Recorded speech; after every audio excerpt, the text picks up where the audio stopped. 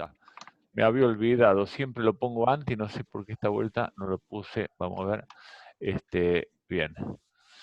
Ahí se ve bien de nuevo la filmina, está grabando ahora sí. Perfecto, muy Bueno, amable. gracias por avisarme. Bueno, acá entonces tenemos las bases laterales en los edificios. El terreno tiene sus medianeras, por lo tanto nosotros podemos colocar únicamente este tipo de base, no como en la parte central donde tenemos bases, podemos colocar bases donde centradas, las que llamamos centradas, ¿no es cierto? Acá estas bases tiene la columna excéntrica respecto del baricentro. Eso ahora lo vamos a ampliar, pero estas bases laterales o esquinera, por ejemplo, esta esquina tenemos que colocar una porque no podemos avanzar sobre la línea municipal. Y al respecto le voy a comentar algo. Si nosotros hacemos, por ejemplo, acá voy a incorporar una filmina en blanco, para hacerle un comentario. En los códigos de edificación normalmente le quiero hacer este comentario sobre la línea de edificación. Por ejemplo, si hacemos el perfil exagerando así para entenderlo, lo de la calle, el cordón y la vereda, y acá la línea, estoy haciendo un corte, línea municipal en un corte, el gálibo de la calle y la vereda. Bueno, nosotros si tenemos ese tema que estábamos hablando, donde la base están en la línea municipal, o sea, en el límite con la vereda, se puede hacer lo siguiente: colocar una base centrada, por ejemplo, así, y avanzar a la vereda, pero no en esa posición, siempre y cuando lo hiciéramos de la siguiente manera. La línea, vuelvo a repetir, lo llevamos a una profundidad y la podemos colocar acá. O sea, ¿por qué? Porque se traza desde este punto un ángulo de 30 grados, y entonces nuestra base podría ir en profundidad, avanzar sobre la línea municipal. Eh, en Posadas, como las bases, generalmente es la roca, este asiento, las bases son chicas y se puede hacer esto y se facilita.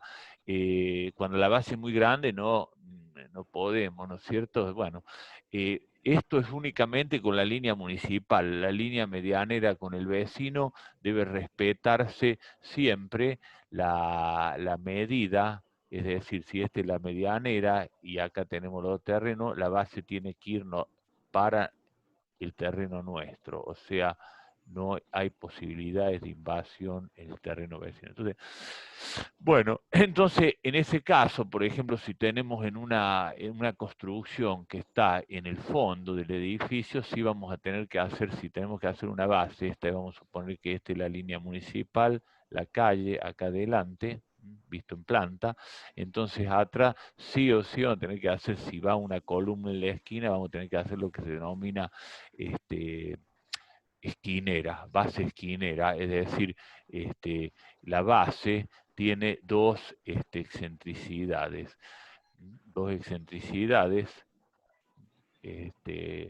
digamos, si esta es la base cuadrada, combine cuadrada en lo posible, las esquineras, la columna, es una ampliación de esto que está acá, ¿ve? Acá tengo la columna, entonces acá tenemos que el baricentro del asiento de la base está acá y la columna está acá, entonces tenemos una excentricidad así y una así, es decir, llamémosle EI y X, es decir, es una base esquinera. A diferencia de las bases laterales, como por ejemplo esta que está acá, esta de acá, una base lateral, ampliando nuevamente, borramos esto, vamos a borrar esto y ampliamos ahora esta que está acá, y entonces ven la base, la columna, baricentro de la base de asiento, excentricidad X, ¿no es cierto? Entonces, base lateral y base esquinera, esa es la problemática que se nos presenta hoy, son las bases de los edificios. Vamos a ver después en clases que vengan, las próximas clases, no en las próximas, sino cuando veamos este tema, que hay bases, por ejemplo, la base de un tanque, que tiene el tema del viento, por ejemplo, y te hacemos una base. Acá está la fundación de este tanque. Esta tiene una carga vertical y un momento. Bueno, esta sí es una base que la podemos llamar excéntrica, no es base de edificio y tiene otro tratamiento. Esta que vamos a ver hoy son lo que llamamos bases, yo le llamo bases laterales, algún autor también le llama base excéntrica, y son las bases de los edificios. Esta es la base que llamamos lateral acá. Entonces, veamos un poco este tema. Comencemos con este tema. Dice, se presenta cuando la carga no actúa en el baricentro de la base. Esta se presenta generalmente en columnas medianeras de edificio. Se admite una distribución uniforme de tensiones sigma T bajo la base. Bueno, esta base, como la que vimos la clase pasada, la base centrada, se admite una distribución de tensiones. Ya vimos que eso se acerca más a esa hipótesis mientras la base es más rígida. En estas bases, particularmente laterales, que en general vamos a ver que conviene que hacerlas rectangulares en la dirección de la excentricidad, es decir, perpendicular a la excentricidad, es decir, si esta base me conviene más que hacer una base así. ¿Por qué? Porque vamos a ver que la problemática es la excentricidad, entonces una base resuelta con la misma área de esta forma tiene menos excentricidad y bueno, es más económica y menos problemas tiene, es decir, es más económica, constructivamente es más simple. Es decir, es más eficiente. Entonces, si estamos proyectando una base lateral, vamos a ver que, bueno, no lo tengo en una filmina acá, pero bueno, ya lo tienen registrado. Es decir, conviene la base hacerla siempre con la menor excentricidad posible. Tiene un límite, es decir, 2,5, 2,5 veces, o sea, 2 veces, pero van a ver que con eso alcanza y nos conviene buscar entonces bases que sean rectangulares con la mínima excentricidad, porque vamos a ver que la problemática es mayor mientras más lo es la excentricidad. Bueno, entonces como estas bases están planteadas en esa dirección en general, son rígidas y vamos a ver que es conveniente también hacer un fuste más grande. Ya les voy a decir por qué. Entonces hace eso que la base sea más rígida, por lo tanto, esta hipótesis que estamos planteando acá, totalmente válida. Y entonces las tensiones bajo la base excéntrica o laterales son constantes. Lo mismo son en las esquineras. O sea, se trabaja con esa hipótesis.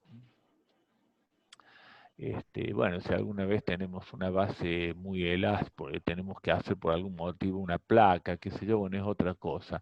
El 99,99% de las bases las van a hacer de esta forma, ¿no es cierto? Entonces, la hipótesis es tensiones bajo la base constante. Más se aproxima esa hipótesis a medida que es más rígida. Bueno, acá hay una planta de las dimensiones. Fíjense, A1 y A2 tiene la misma nomenclatura que para la base que les di la clase pasada.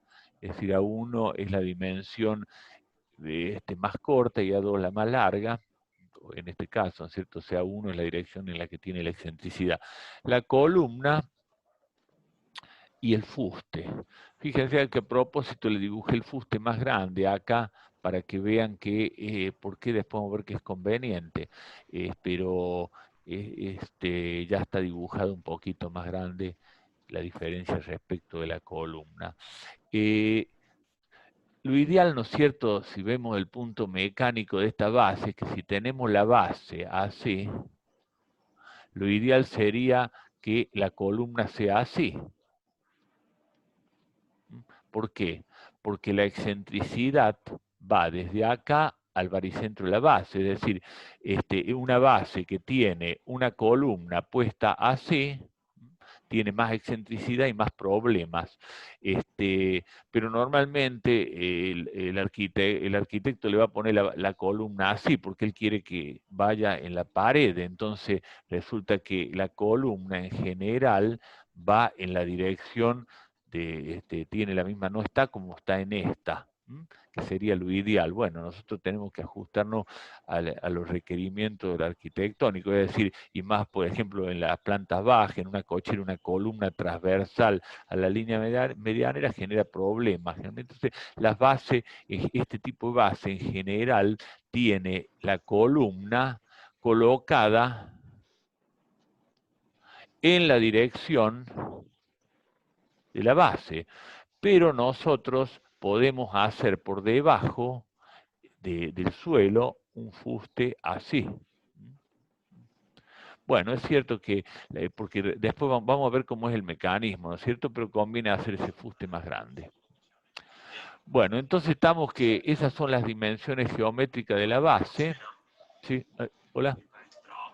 Bueno, vamos a ver cómo se resuelve este problema, porque lo que está jorobando acá es el momento que se genera entre, que acá lo tienen bien denotado, acá está la columna y la base, y fíjense, viene N y acá viene N, la carga de la columna, por lo tanto aparece esta excentricidad.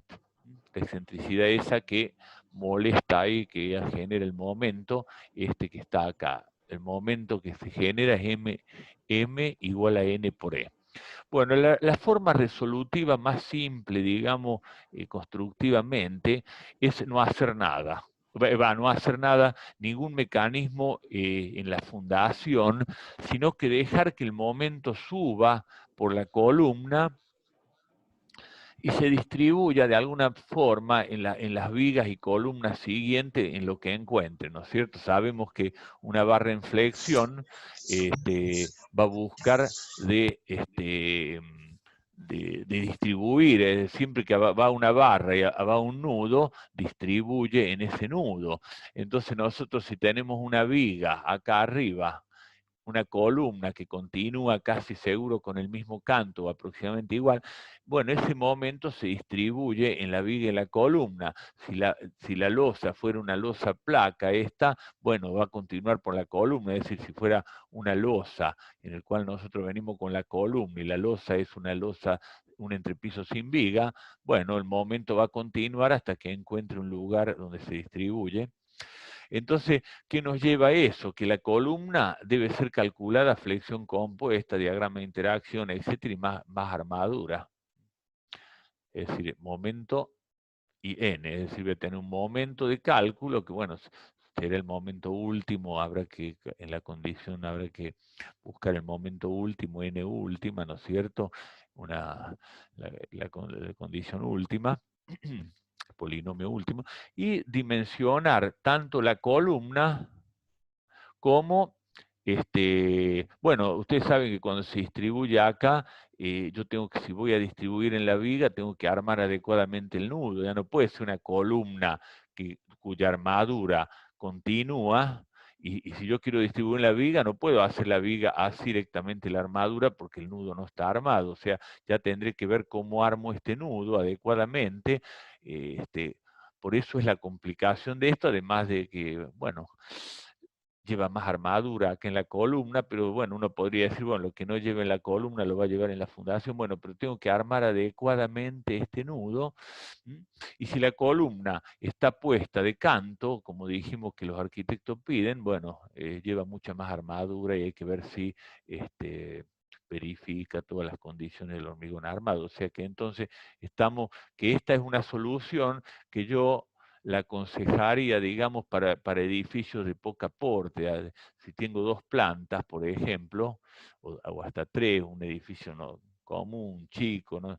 Con cargas comunes, no de grandes luces, qué sé yo, bueno, podría adoptar este criterio. Entonces, si la columna esta a lo mejor en el edificio es de 20 por 20 o 20 por 30, se le va a dar unos hierros más en la zona de tracción y habrá que verificar si cumple con los requerimientos de hormigón armado. Pero esta es una solución que puede andar para un edificio de bajo peso, de 2 plantas, un edificio de viviendas, 2 planta baja y planta alta, o eventualmente un tercer piso.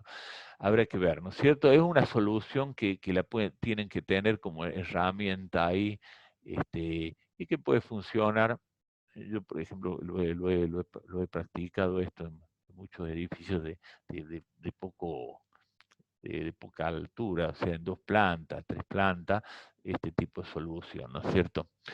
Porque las otras soluciones hay que excavar más, hay que armar la fundación de otro tipo. Entonces, forma resolutiva, tomando el momento con la flexión compuesta en la columna. Bueno, dijimos que esa para algunos edificios puede resultar adecuado. No, el cálculo de esto lleva a algunos cálculos que cuando entendamos los otros y veamos los otros, este va a salir fácil, o sea, no tiene mucho inconveniente. Bueno, otra forma resolutiva. Bueno, acá esta que está acá es un armado, fíjense, yo le hice acá para que vean el armado de la columna cuando estamos en esta forma resolutiva, haciendo hincapié en los hierros y la continuidad estructural de esto, es decir, columna sigue y acá nudo, pórtico. O sea, continuará, esto vendrá el diagrama de momento, ya lo podemos imaginar, ¿no es cierto? Acá viene un momento que es constante y se distribuye de una forma, como sea, ¿no es cierto?, en este nudo. Entonces, acá yo tengo que tener cuidado con esto, fíjense, quizá a lo mejor está exagerado, ¿no es cierto?, pero hay que ver las distancias de anclaje, acá todo, para que funcione bien este nudo. El nudo debe armarse adecuadamente. Esta filmina es la forma resolutiva 1 que acabamos de ver y el armado de ella. Cada uno podrá después ver cómo arma el nudo, pero esto es para llamar la atención en la necesidad de no pasar a la rápida ese nudo. Bueno, vamos a la segunda forma resolutiva. Dice, mediante viga de equilibrio o cantilever. Bueno, esta forma resolutiva necesita de otra base, como la que vamos a ver después del tensor, necesita de otra base, es decir, yo no puedo hacer en un edificio una base lateral con cantilever si no tengo nada donde hacer esta viga, porque acá hay una viga, que es así, que ya la vamos a estudiar, una viga, que se llama cantilever, esa viga necesita ir a una base donde realice su mecanismo, porque tiene un mecanismo que ahora vamos a ver. Entonces, si yo no tengo una base donde hacer ese mecanismo, donde completar este mecanismo, no la puedo realizar. Para la que viene después, que es la forma resolutiva de condensador, también necesitamos la base. Es decir, una base excéntrica aislada, sola, lateral de este tipo, sola no. Pero eso no se da. Siempre encontramos la base porque estamos hablando de un edificio. Sobre un terreno tenemos un edificio. Entonces, si tenemos una base con una columna acá, difícilmente no tengamos una por acá. Y si tuviésemos dos, por ejemplo, porque no coinciden, podemos estudiar un mecanismo con dos vigas, etcétera, hacer todo un armatoste ahí, pero bueno, pero no se da. En general vamos a tener en los edificios el tema de la base conectada a nuestra base lateral. Bueno, entonces ya volvemos a esta filmina, vemos un poquito el mecanismo acá y vuelvo al anterior para ver la forma. Es decir, esto es el mecanismo más simple que puede haber, o uno de los mecanismos más simples que puede haber en la mecánica estructural, es decir, un brazo de palanca, una pata que hace como un brazo de palanca. Eh, con una palanca usted puede levantar cualquier cosa, es decir, entonces acá aprovecha ese criterio de la palanca, esa mecánica, esa estructura de la palanca, que es una estructura simple. Fíjense, yo se las voy a esquematizar acá al lado, por ahí acá esto está resumido un poco, pero sería algo así. Viene la columna, es un esquema, ¿no es cierto? Viene la columna, se continúa con una pata, la base, fíjense, y acá está la otra base, que en mi caso la materializo, digamos, con una fuerza que es la estructura que viaja por la otra columna, es decir, aquí hay otra columna. Entonces, ¿qué pasa? La reacción del suelo está acá, y la columna marca acá. Hacemos referencia entonces a la excentricidad. Quiere decir que, ¿qué es lo que ocurre? Esto es como que trata de levantar. Es decir, la palanca la dibujo acá, hace esto. Trata de levantar.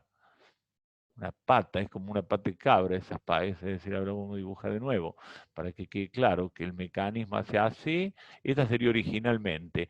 Cuando viene el momento, hace esto, tiene que levantar, pero ¿qué pasa? Acá está la otra base, esta, que no la deja. Entonces es un mecanismo muy simple, es un mecanismo isostático, por eso dice esquema isostático de cantilever, donde el momento se equilibra con una fuerza por un brazo de palanca D, en definitiva una cuestión de momento y P2 por el momento, por D da un momento, y es el momento que equilibra, entonces de ahí viene el cálculo muy simple. Entonces, como esto es una pata así, y el momento se inicia acá, fíjense, el momento es un esquema isostático. En realidad, volviendo a la otra filmina, la columna, para ser riguroso con esto, debería llevarse un poco de momento porque es un nudo esto, ¿no es cierto? Pero ¿qué pasa? La viga cantilever se proyecta como muy rígida, entonces la viga cantilever trabaja, se lleva todo el momento y acá esta columna se lo puede, mm, puede tener esta hipótesis de la viga isostática, porque la viga es muy rígida. Entonces prácticamente es un brazo de palanca que trato de levantar desde la base.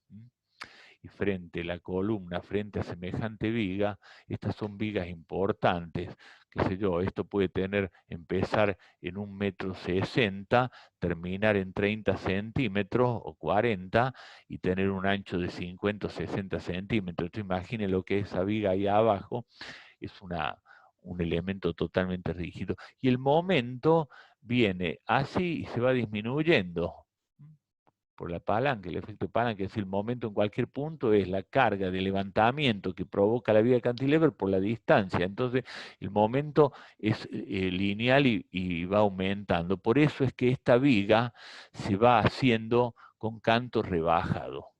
Es una viga, eso tiene complicaciones. Entonces, si la cantilever que estamos proyectando no es de gran porte, porque el momento no es grande, las cargas no son grandes, esta viga también se puede hacer con una viga de canto constante. Es decir, mi cantilever puede ser algo así, hago la base, así, así, y acá hago una viga de canto constante. Bueno, tiene algunas complicaciones, ¿no es cierto? Hay que excavar todo esto más. Por otro lado, la ventaja que tendría es que esta viga cantilever de canto que va en disminución, así vamos a ver que en el armado tiene estribos todos distintos, es una complicación. De cualquier manera, estas vigas en profundidad siempre son complicadas porque tengo que ir al fondo de la excavación. Y acá en esta viga, estas cantilever, se hacen encofrado, porque por más que yo quiera excavar esto bien y decirlo lleno dentro de, si bien el suelo colorado en ese aspecto presenta esa facilidad que uno excava y se mantiene por un tiempo la excavación, de todas maneras esta viga de excavar allá abajo, una viga de 40, 50 centímetros, es difícil o imposible a veces. Entonces lo que se hace es excavar más y se hace un adecuado encofrado para estas vigas cantilever. Bueno, el cálculo en sí, el cálculo es simple, ya les voy a hacer un comentario, pero hay que tener mucho cuidado en el armado. El cálculo de esta viga, reglamento 201, calculamos el momento, directamente el momento máximo acá en este diagrama, el momento máximo es el momento N por E. Me quedan 10 minutos, después actualizo el Zoom. Y va en disminución hasta teóricamente 0. Bueno, entonces, ya tenemos el momento, y si estamos trabajando con hormigón, habrá que mayorar, buscar la carga P1 de la columna mayorada, y sacar el momento último. Es una flexión simple, ¿no es cierto? No tiene carga axil. Y bueno, y entonces el armado debemos tener cuidado nomás. O sea, fíjense, acá la tracción, por la forma de esto, ¿no es cierto?, que tiene de levantar, viene abajo. O sea, perdón, no abajo, arriba, por el hecho de que, fíjense, al querer levantar esto para allá, hay una carga que no le deja levantar. Luego la flexión, la armadura principal está arriba, ¿no es cierto? O sea, así. Ahora, el momento va disminuyendo. Entonces, como va disminuyendo, yo puedo caballetear estas barras y ubicarlas así. Entonces, me va tomando corte, porque el corte suele ser alto. Entonces, si nosotros no aprovechamos las barras caballeteadas, tenemos que estribar mucho, y como los estribos a su vez tienen una altura que va disminuyendo, es complicado. A lo mejor son estribos del 12 o del 10, entonces cuesta. Entonces lo que conviene es aprovechar el mecanismo de la barra doblada, y vamos bajando la barra. Entonces, ya sabemos que esto, la fuerza está acá, el cortante es al revés de lo que es una viga habitual, entonces la barra va en esa dirección, tengan cuidado con eso. Y la armadura principal, que es la de tracción, va acá arriba, y esta es una armadura de armado, ¿no?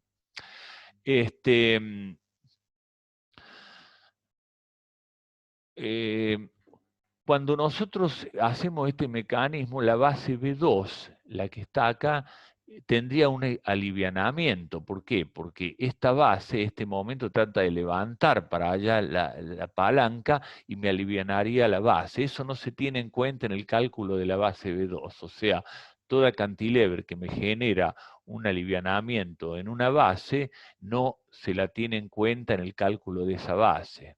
¿Me entiende? Porque ya sería ponernos en un lugar no tan conservador, porque no sabemos cómo se van a distribuir la carga. Es decir, el, el, la, el funcionamiento de esta base con el mecanismo necesita de la carga esta. Está bien, perfecto. Ahora, para la otra carga, no debemos tener en cuenta ese alivianamiento, porque podría ser que no, por la distribución de carga, estemos acá con las cargas y esta no lo tenga. Entonces ese alivianamiento haría que nosotros subdimensionemos la presión sobre el suelo y el cálculo estructural de esta base. Por lo tanto, no se tiene en cuenta el alivianamiento, y nos ponemos del lado conservador acá. Fíjense que la entrada del hierro acá, ¿no es cierto?, porque tiene que hacer el esfuerzo, entonces tiene que estar bien armado y bien colocado. Bueno, después vamos a ver el armado de la base en sí, porque acá hemos hablado de la cantilever, pero para el armado de la base lo vamos a ver después que veamos los otros mecanismos, porque en todos los mecanismos el armado de la base es el mismo. Entonces vamos a ver ahora el último mecanismo, a ver cómo andamos de tiempo, nos quedan 6 minutos, lo vamos a plantear, y lo vamos a resolver en la siguiente sesión. Y es el que más se utiliza. El mecanismo del tensor que vamos a ver ahora es el más utilizado, porque es constructivamente el más simple y el más económico. Entonces, después uno ve cuando hace los números que se da cuenta que este es el más económico. Ahora, en algún caso podemos necesitar una cantilever, qué sé yo, porque esto vamos a ver que tiene unos mecanismos de tiro, de fricción, de necesidad. Entonces, por ahí se puede pensar una cantilever, pero a mi entender, este mecanismo, con tensor, es el más económico y el que yo utilizo cuando se me presenta este problema, porque he visto que es el más simple constructivamente y que lleva menos materiales también, ¿no? Bueno, el mecanismo lo vamos a citar ahora, lo continuamos en la sesión siguiente, demanda un tensor. pide un tensor. Un tensor nosotros sabemos que es un elemento de atracción. Tensor es un elemento de atracción.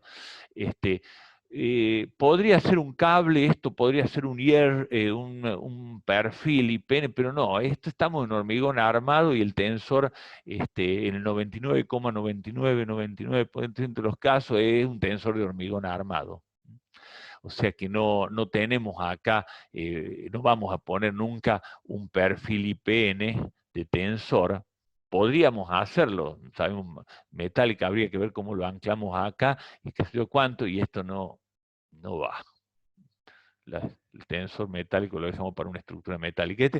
Este es un tensor de hormigón armado, por lo tanto, sabemos que un elemento traccionado tiene el tema de la fisuración, fisuras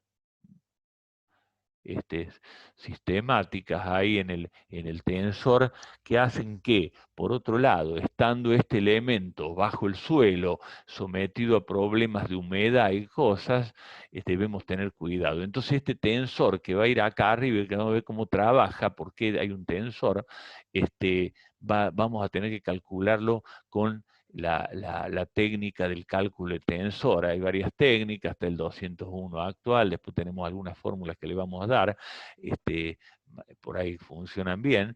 Entonces, el tensor lo vamos a calcular como tensor.